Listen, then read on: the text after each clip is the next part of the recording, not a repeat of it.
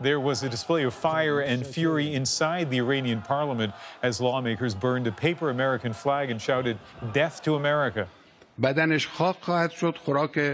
The country's supreme leader, Ayatollah Khamenei, also didn't mince his words, saying he hoped Trump's body would become food for snakes and ants.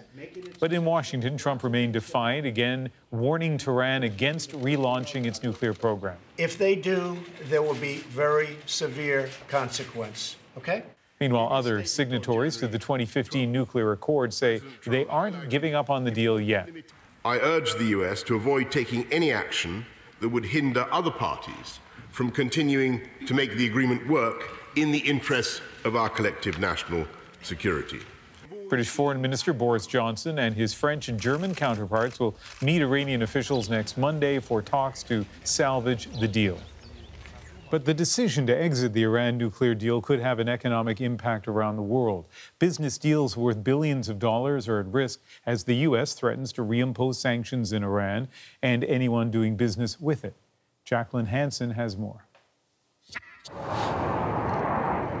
New Airbus jets were supposed to mark the beginning of a revival of Iran Air's aging fleet and be among the first major foreign business deals for Iran after years of international sanctions.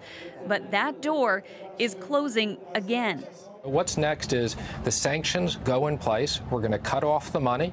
The U.S. Treasury Secretary says licenses for Airbus and U.S.-based Boeing to sell planes in Iran will be revoked.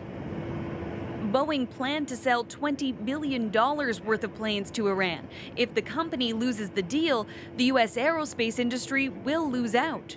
The Trump administration is really shooting itself in the foot in some respects. You know, it's really claimed that its platform is to create jobs and grow the economy. This is 100,000 plus jobs that'll be lost. For companies that took a chance on Iran, the fear of U.S. penalties and being shut out of the U.S. market is creating uncertainty. It's not a fair level playing field that the U.S. says that we as Europeans are not allowed to make business with Iranian companies. Montreal-based Bombardier could lose as well.